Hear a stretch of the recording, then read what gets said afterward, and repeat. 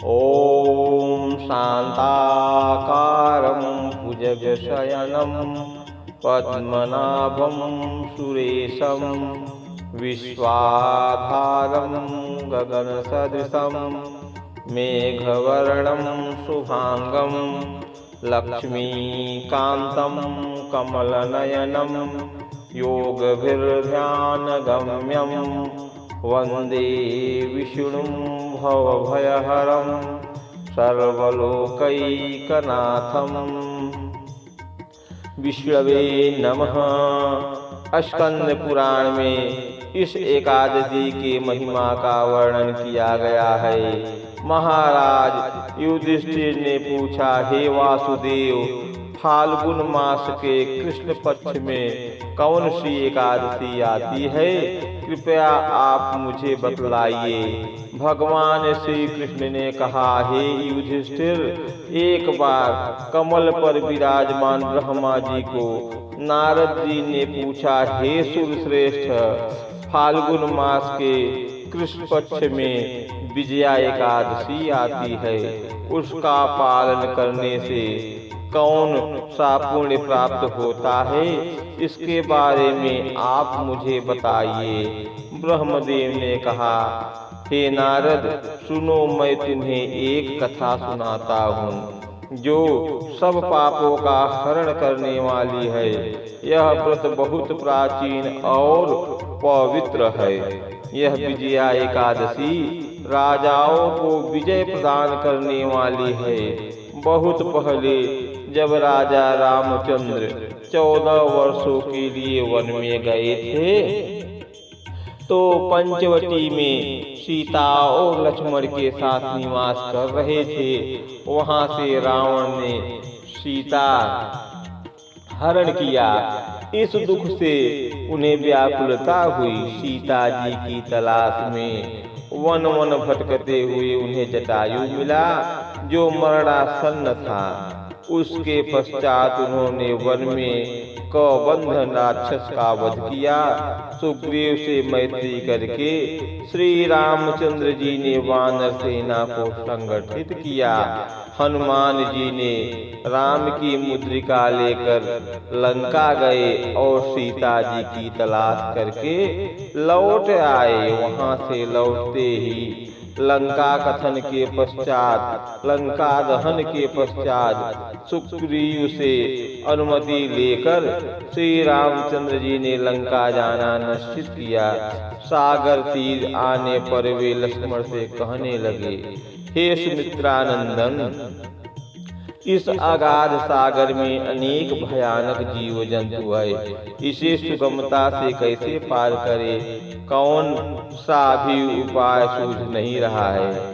लक्ष्मण ने कहा, हे महाराज, आप ही आदिदेव और पुराण पुरुष पुरुषोत्तम है। आपसे कुछ भी छिपाना असंभव है।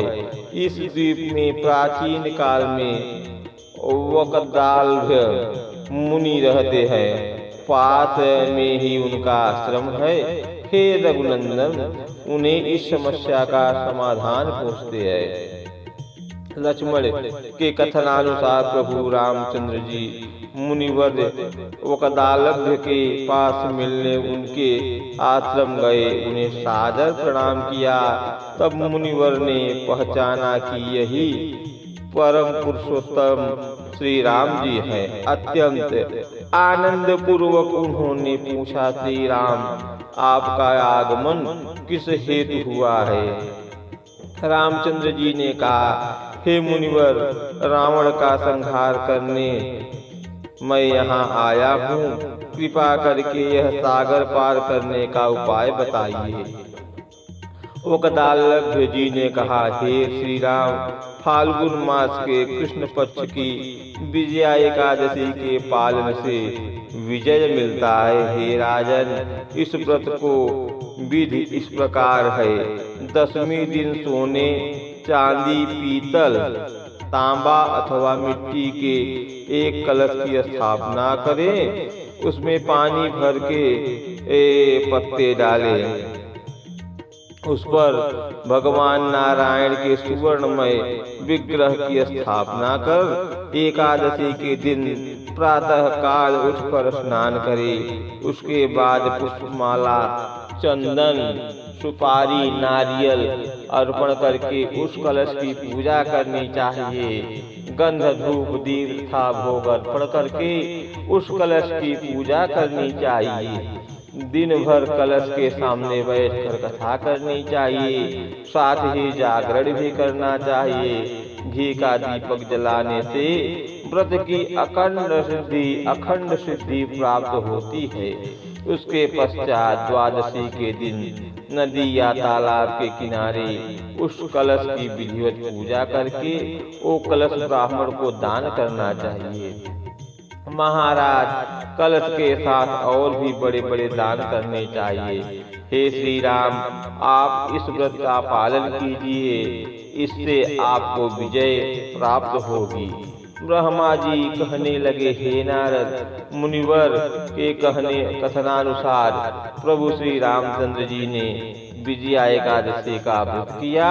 उस व्रत के प्रभाव से श्री रामचंद्र जी विजयी हुए। हे पुत्र, इस व्रत के प्रभाव से मनुष्य को इस जीवन में विजय प्राप्त होता है और अक्षय परलोक प्राप्त होता है।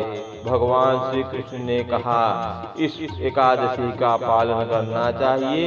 इसका महात्म सुनने से वाजपेय यज्ञ का फल मिलता है। बोलो वृंदावन बिहारी लाल की जय। हरे कृष्ण भगवान की जय। श्री रामचंद्र की जय।